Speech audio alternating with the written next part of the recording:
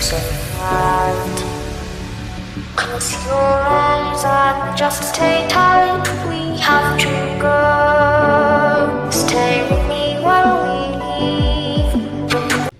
Right here, I'm beginning to make citrus water. So that's cucumber, and the other globe is lemon.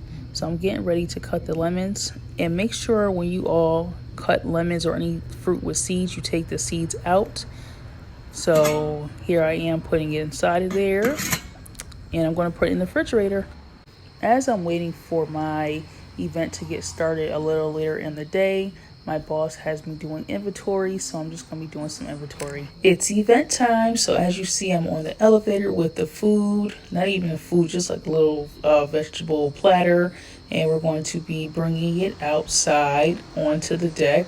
This is my first time ever doing an event out here, and I'm very excited.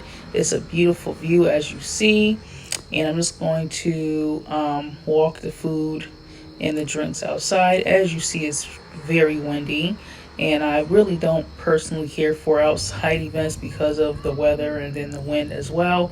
But hey, what are you supposed to do when the client requests it outside? But still, it's a beautiful, beautiful view. As you see there, a very nicely back